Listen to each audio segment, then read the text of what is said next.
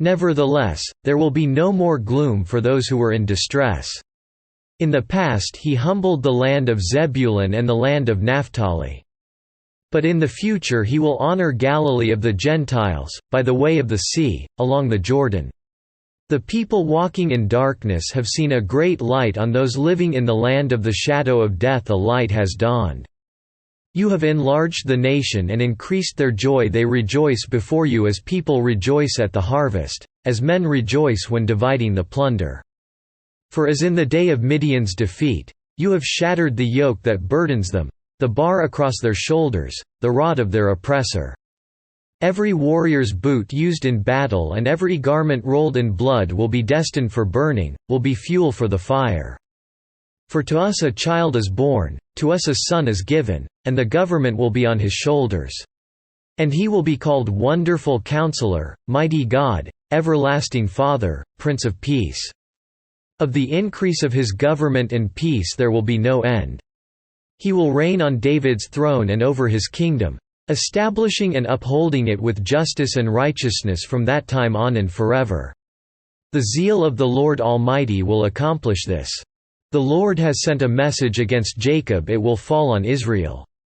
All the people will know it, Ephraim and the inhabitants of Samaria, who say with pride and arrogance of heart, "The bricks have fallen down, but we will rebuild with dressed stone. The fig trees have been felled, but we will replace them with cedars." But the Lord has strengthened Rezin's foes against them and has spurred their enemies on. Arameans from the east and Philistines from the west have devoured Israel with open mouth. Yet for all this, his anger is not turned away, his hand is still upraised. But the people have not returned to him who struck them, nor have they sought the Lord Almighty. So the Lord will cut off from Israel both head and tail, both palm branch and reed in a single day. The elders and prominent men are the head, the prophets who teach lies are the tail. Those who guide this people mislead them, and those who are guided are led astray. Therefore the Lord will take no pleasure in the young men. Nor will he pity the fatherless and widows, for everyone is ungodly and wicked, every mouth speaks vileness. Yet for all this, his anger is not turned away, his hand is still upraised. Surely wickedness burns like a fire, it consumes briars and thorns, it sets the forest thickets ablaze, so that it rolls upward in a column of smoke.